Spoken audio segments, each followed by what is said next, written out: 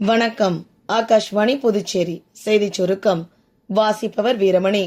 Canada பிரதமர் mark Carney இன்று முதல் மார்ச் 2ஆம் தேதி வரை 4 நாட்கள் இந்தியாவிற்கு அரசுமுறை பயணம் மேற்கொண்டுள்ளார்.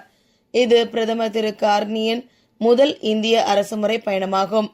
இன்று மும்பைக்கு வரும் பிரதமர் திரு கார்னி அடுத்த 2 நாட்களில் பல்வேறு நிறுவனங்களின் சிஇஓக்கள், தொழில்துறை நிபுணர்களை சந்தித்து பேச உள்ளார். தொடர்ந்து மார்ச் 2ஆம் தேதி டெல்லியில் பிரதமர் திரு நரேந்திர மோடியை சந்தித்து பேச உள்ளார். இந்த சந்திப்பின் போது பல்வேறு முக்கிய ஒப்பந்தங்கள் கையெழுத்தாகும் என எதிர்பார்க்கப்படுகிறது.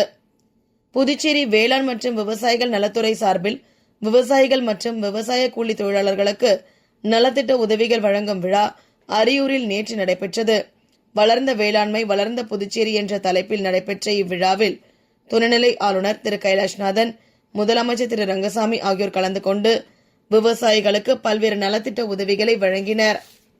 புதுச்சேரியில் பிரதான் மந்திரி கரீப் கல்யாண் அன்ன யோஜனா திட்டத்தின் கீழ் நேரடி பண பரிமாற்றத்திற்கு டிஜிட்டல் நாணயத்தை அறிமுகம் செய்யும் விழா நேற்று கம்பன் கலையரங்கில் நடைபெற்றது.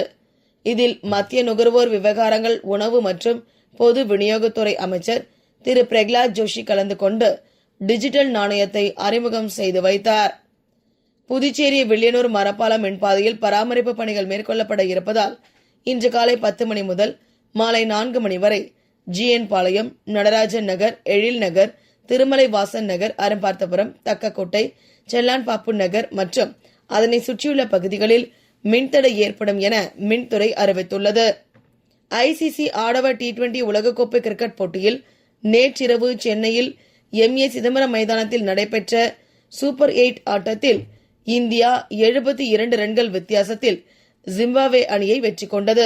இந்தியா நிர்ணயித்த 257 ரன்களை வெற்றி இலக்காக கொண்டு விளையாடிய ஜிம்பாப்வே அணி 20 ஓவர்களில் 6 விக்கெட் இழப்பிற்கு 184 ரன்களை மட்டுமே எடுத்தது. இத்துடன் இந்த செய்திச் சுருக்கம் நிறைவு பெறுகிறது.